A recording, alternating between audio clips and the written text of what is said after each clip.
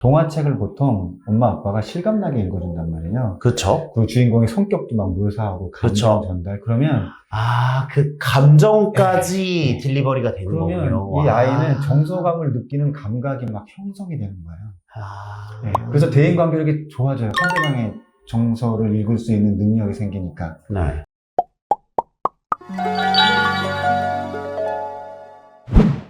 그러면 저는 궁금한 게 선생님이 이제 유석초등학교라는 사립초에 다니잖아요. 어쨌든 그래도 공부에 각을 잡고 열심히 해보려는 사람들이 모여 있으면 가르치시는 학급 기준으로 대략 이 정도가 공부 정서가 좋고 이 정도가 조금 어렵겠다라는 그 대략의 비중들이 있을까요? 그러니까 10년 전쯤 하면 제가 15년 됐는데 한 네. 5년쯤 지난 때부터 이제 궁금해진 거예요. 차이가 이 나죠. 모인 아이들 중에도 차이가 날까? 하고서 오히려 저는 배우는 입장이죠. 학부모 면담하면서 제가 오히려 물어보고 그때는 한 반에 한 명 정도? 아니면 2년 걸쳐서 한두 명 나올까 말까인데 최근 3년 사이에는 매년 보여요. 최소한 한 명씩은 매년 보이고 2명, 3명 정도씩 이렇게 한 학급에 보여요. 그러니까 공부 정서가 선생님 생각할 때 충분히 훌륭하다라고 생각하는 아마 선생님이니까 기준이 높을 테니까 그 충족하는 학생의 비중이 높아졌다는 거죠. 왜 그런 것 같으세요? 이제 예전처럼 그냥 학습만 시키려고 하시는 게 아니라 아이들의 정서 발달에 신경을 쓰시는 분들이 현명해지신 분들이 계시는데 제가 그동안 계속 면담을 했단 말이에요. 그쵸? 학부모님들 공통적으로 잘 대답을 안 해주셔요. 어떻게 키우셨나요? 하고 주로 어린 생활에 대해서 물어보면 대답을 잘 안 해주셔요. 이제 암암리에 아시는 분들이 지금 늘어나서 그나마도 예전에 비하면 3, 4배 정도로 많이 늘어나고는 있는데 공식적으로 드러내시지는 않으시는 것 같아요. 그래서 결국엔 제가 한 방법은 면담했던 모든 기록들을 다 펼쳐놓고 거기서 이제 공통점을 찾아 나가면서 이런 거구나라는 걸 이제 찾아낸 방식으로 가는 거죠. 그리고 그 내용을 이제 책에 넣은 거죠. 선생님이 되게 유리하셨을 거라고 생각한 게 한 학교에 15년을 계셨으니까 게다가 그 학교가 사립초니까 열심히 하는 학생들을 같은 자리에서 15년을 보시니까 이게 학생의 트렌드 경향을 보실 수 있겠네요. 데이터가 또 학생 데이터도 있으니까 그렇죠. 학생 심리 검사를 매년 하거든요. 그럼 제가 이제 진로 담당 부서라서 10년째 데이터를 다 볼 수가 있어요. 그럼 이제 과정들이 어떻게 바뀌는지 다 알 수 있죠. 그러면 선생님이 판단하실 때 그렇게 공부 정서가 유의미하게 좋은 친구들이 많아진 이유는 부모님들이 그 공부 정서까지 고려한 교육이나 생활을 염두에 두시기 때문인 것 같다. 특히 환경에 있어서. 그러면 알았어요. 이제 공부 정서가 내가 중요한 거 알았어. 그럼 우리 부모님이 우리 아이의 공부 정서를 위한 노력을 해야 되잖아요. 그렇죠. 선생님이 생각하실 때 어떤 방법을 추천하시나요? 시기가 빠를수록 좋아요. 일단 빠를수록 좋다. 어느 정도냐고 물어보면 그냥 태교 때부터도. 심지어 태어나기 전부터 하는 게 좋다. 태교부터. 면담했을 때 제일 첫 번째로 공통점이 다 다른데도 이거 하나만큼은 유일한 공통점이 뭐였냐면 최소한 3, 4살 때부터 책을 읽어주셨어요. 그 부모님들이. 어느 정도냐? 하루에 2시간 이상. 2시간 책을 읽어준다는 게 굉장히 노동이죠. 이게 보통 어려운 일이 아니거든요. 근데 그분들은 심지어 어떤 분들은 태교부터 그렇게 시작을 하시고 아무리 늦어도 3살, 4살 정도부터는 책을 계속 읽어주셨어요. 이게 아주 큰 차이였고요.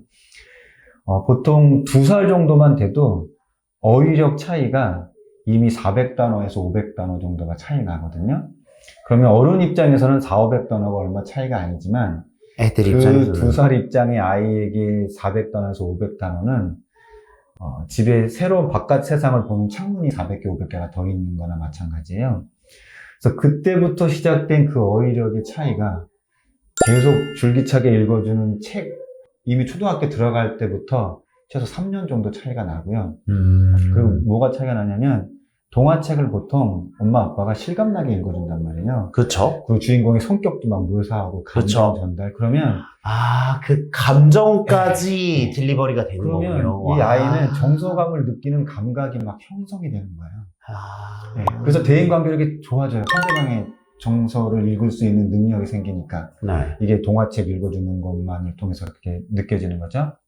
그리고 그 순간에 그 아이에게 있어서는 이 책이라는 건 정말 재미있는 것이 되는 거예요. 단순히 재밌는 정도가 아니라 3, 4살 아이에게는 엄마와 아빠와 함께 있는 그 행복감을 전달해주는 매개체가 이 책 속에서 계속 나오는 거죠. 그럴 수 있겠죠. 네, 그래서 이 책에 대한 거부감이 다른 아이들이랑 좀 달라요.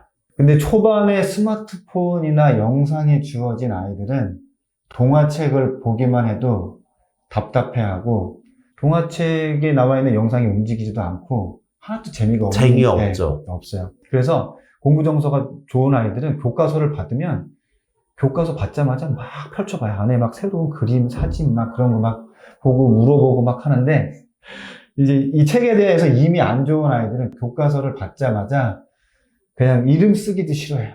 교과서에. 예. 그리고 맨날 하는 얘기가 책을 집에 두고 왔어요. 근데 살펴보면 사물함 어디 구석에 있는데 또 어디 있는지도 모르는 관심이 없는 거죠. 이렇게 차이가 벌어지죠. 근데 저는 자녀를 안 키워봤지만 진짜 그럴 것 같은 게 아이의 세상에서는 새로운 세계를 알려주는 그 행위 자체가 있으면 저는 텍스트 거리를 넣는다는 얘기를 하는데 거리가 있으니까 그걸 가지고 상대방 감정을 읽거나 학습을 하거나 이렇게 돌릴 수 있는 마중물 같은 역할을 하는 거군요.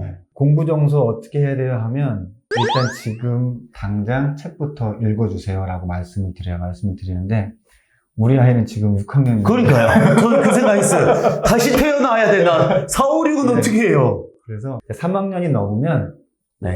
솔직히 말씀을 드려요. 공부 정서는 지금 어렵다. 습관으로 가라. 네. 네. 일단은 지금부터 하루에 30분씩은 책 읽는 거라도 습관을 들여는 것부터 하나를 시작해라. 그래서 근데 주의할 사항은 책 주고 읽어 30분 이거 못한다. 그게 되는 아이였으면 이미 앞에서 성공했겠죠. 됐고 엄마든 아빠든 옆에서 같이 읽어야 된다. 그래서 그 시간을 3개월에서 6개월 하고 나면 이제 아이가 혼자 30분 이상 책을 읽기 시작하면 그 다음에 뭐 수학 학습지를 하든 다음 단계를 가든 뭔가를 시작해야지 지금은 일단 책 읽는 거 30분부터 시작을 하라고 말씀드려요. 저는 이제 습관을, 그 말씀하신 습관을 실제로 시켜보면, 감정과 결과가 선호가 바뀌는 경우들이 좀 있는 것 같아요. 감정이 좋아서 성과가 나오는 경우도 있고, 성과가 나와서 감정이 좋아지는 경우도 맞아요. 있거든요. 맞아요. 내가 수학 싫어했는데 쪽지 시험 100점 맞아서 수학이 좋아지는 경우도 있어서, 그래서 그 공부 정서가 앞에 세팅이 되면 좋고, 그게 안 되면 후천적으로라도 템플릿을 맞춰서 반복을 하게 되면 그 과목을 바라보는 감정이 조금 변할 수 있다. 거기서 이제 독서를 습관이 되면 이게 사회든 과학이든 뭔가 배경 지식이 그쵸. 들어온단 말이에요. 그럼 자기도 모르게 수업 중에 대답을 하거나 질문하는 수준이 살짝 달라져요. 그럼 담임 선생님이 칭찬을, 그거 어떻게 알았어? 어떻게 그런 단어를 알았어? 칭찬이 가면 그때부터 다시 정서감이 좋아지는 거죠. 그래서 이제 고학년들은 일단 습관부터 이게 저는 책 읽는 것부터 시작하지만 어떤 아이는 아예 책이 아니라 운동부터 시작하는 아이도 있어요. 그쵸. 네.